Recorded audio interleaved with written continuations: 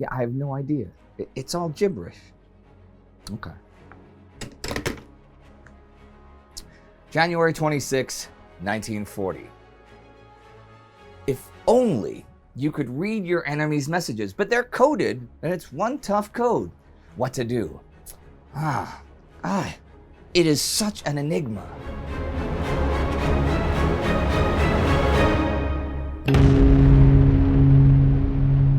I'm Indy Neidell. This is World War II. Last week, the fighting in the Winter War between the USSR and Finland went fairly quiet in the field for the time being, but a Soviet aerial bombing campaign had begun, even as the Red Army reorganizes and retrains for a huge new series of offensives. And in the West, Adolf Hitler postponed the German invasion until the spring. Here's a quote about the German armed forces from Max Hastings. Germany's paper military strength in the winter of 1939 was only marginally greater than that of the Allies. Hitler's great advantage was that the Allies had made a principled commitment to confront and defeat Nazism while lacking any appetite for the bloody initiatives and human sacrifice required to achieve this. This is a very interesting point. Let's look at Germany in general. While the Allies certainly have problems with troop enthusiasm for this phony war, Germany has all sorts of its own troubles. Contrary to popular belief, Hitler had not been great for the German economy in the 1930s. Average GDP growth had been below the rest of the Western world, and military spending had led to a serious budget deficit. The ideologically restricted system of foreign trade and international sanctions had further exacerbated growth. The only way the Nazis could really counter this was expansion by conquest, which fit like glove on hand with the idea of Lebensraum. They had created a self-fulfilling prophecy. So Germany went to war near bankruptcy.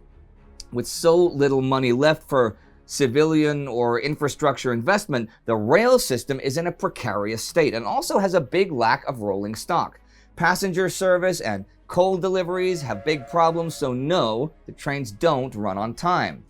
Beefing up the military led to the industrial workforce of over 24 million people losing a sixth of that in the past 6 months. Steel shortages caused production cuts, and as for the armed forces, the generals think the army is short of all kinds of vehicles, and Admiral Rader thinks the Navy weak to the point that it is not at all adequately armed for the great struggle. It can only demonstrate that it knows how to go down with dignity.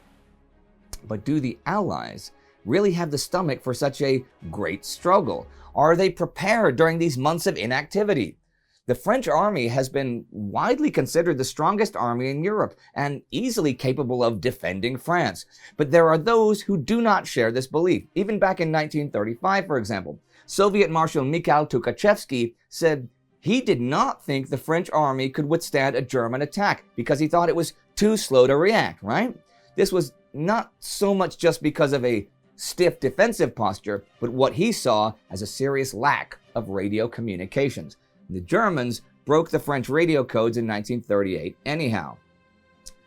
And the French army is cumbersome and old-fashioned, it's true. The reforms and reorganizations under Philippe Pétain in 1918 had made the French army at the end of World War I the most modern and best equipped in the world. But that was 20 years ago, and doctrines, particularly for mobile warfare, have changed. France is behind the curve. In fact, this week on the 26th, Charles de Gaulle submits a memo to High Command that calls for a reappraisal of their approach to mechanized warfare. It begins like this. We began the war with 5 million soldiers, yet our aerial forces are only now being equipped, and our armored vehicles are too weak and too few in number. He thinks hostilities are going to seriously expand. And as for the soldiers suffering the boredom of inaction, the French soldiers do not shoot at the German soldiers opposite them who wander around in view, and German propaganda hammers home repeatedly that the British are going to have the French shoulder the burden of the war. There are few to zero training exercises. Soldiers get drunk, they go AWOL. One soldier writes, "We lie stretched out on the straw, yawning, and even get a taste for doing nothing. We wash less and less. We don't bother to shave anymore. We can't raise the effort to sweep the place or clear the table after eating. Along with boredom, filth dominates the base. To its credit, the French High Command sends stars like Josephine Baker and Maurice Chevalier to entertain the troops, but that's kinda all they do, and the winter drags on, and the Germans have yet to attack. The Allies are, obviously, eager for any information as to when the Germans might attack. I mean, sometimes they get lucky, like with the Michelin incident a couple weeks ago. Sometimes they get some info from Colonel Oster, but that's mostly last-minute tips, and you can't count on that coming. What you really need is to be able to read the messages sent using the German super-secret and super-encrypted communication system, Enigma. Now, Enigma is a rotary machine cipher invented by Arthur Scherbius. He actually patented his rotating wheel cipher back in February 1918, during World War I.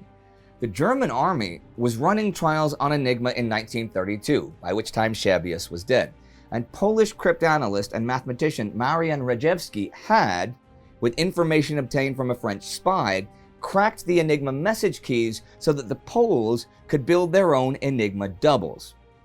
In 1938, however, the Germans added more rotors to their machines, which increased their complexity to the point where the Poles did not have the resources to keep up with decryption.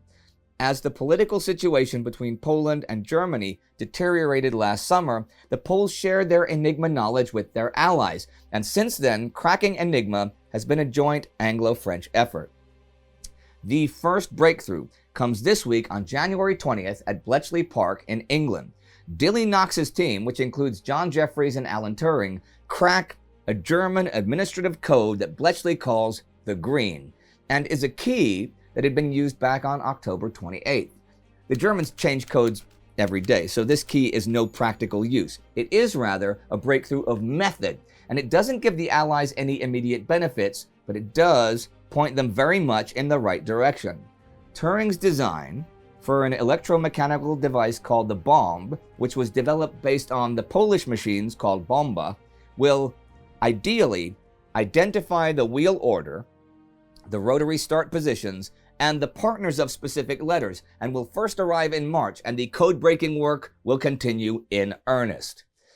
And maybe one day, they'll be able to learn the German plans. Well, other people are planning too, of course. The Soviets have been making big plans for their upcoming offensive against the Finns.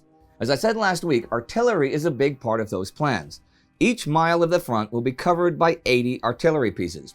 The Soviets are going to attack in a wedge, and at the tip of that wedge, the Viipuri Gateway, a 10-mile stretch between the Sumajoki River and Lake Muolanjärvi of comparatively open ground good for tanks, 108 big guns are allotted. There is also going to be some real tactical deployment of direct fire against the Finnish concrete pillboxes. The Poppius Bunker, for example, is an incredibly strong defense fortress near the Lade Road that changed hands several times last month. But though it had been pounded again and again by artillery, still firing back. So now, after a few diversionary barrages, the Soviets have managed to bring in a 6-inch cannon to just 500 meters away, totally camouflaged and ready for action.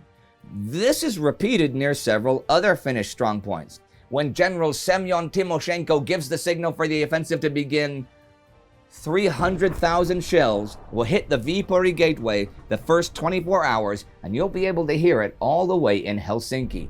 The bombardment will begin next week. And many soldiers will lose their lives. But it isn't just soldiers losing their lives in the European wars. On January 22nd, the death toll of Polish civilians since September 1st is estimated at 15,000, though we now know that it's much higher. Pope Pius XII broadcasts from the Vatican the horror and inexcusable excesses committed on a helpless and a homeless people have been established by the unimpeachable testimony of eyewitnesses. That same day, Major General Friedrich Meade, Chief of Staff of the German First Army, tells his officers that the mass executions the SS has carried out without proper trials has sullied the honor of the whole German army. But of course, his voice is not the voice in command. But life is changing there even for the rest of the population. On January 25th, Hans Frank issues orders to redesign the Polish economy in the general government region to increase Germany's military capability. Poland will provide raw materials, chemicals, and manpower. This is the idea. Preparations and transportation into the Reich of not fewer than 1 million male and female agricultural and industrial workers in order to safeguard agricultural production in the Reich and supply the deficiency of industrial labor in the Reich. So basically, the slave labor system, which has already been applied to Czechs and Jews, is now going to apply to Poles to help solve some of the German problems I mentioned earlier. As for the Jews, on the 24th, Reinhard Heydrich is appointed by Hermann Goering to find the solution to the Jewish question. And that is the week. All sorts of problems for both armies in the West, a ray of hope in the quest to crack Enigma, and plans proceeding to smash even the heaviest of the Finnish defenses. Oh, and on the 20th, plans for Operation Catherine are shelved. What's that? You'll find out next week. Something else happened this week, though, on the 26th. Basil Ray is an Englishman of Scots ancestry living in Egypt. He works with the Egyptian Ministry of Education. Actually, in the future, he will serve with the Royal Air Force during the war, and post-war will be the secretary of what is, in 2018, the International Tennis Federation. It will be he who bans Rhodesia and South Africa from the Davis Cup in 1971 because of apartheid. He will also eventually be S. Basil Ray, OBE.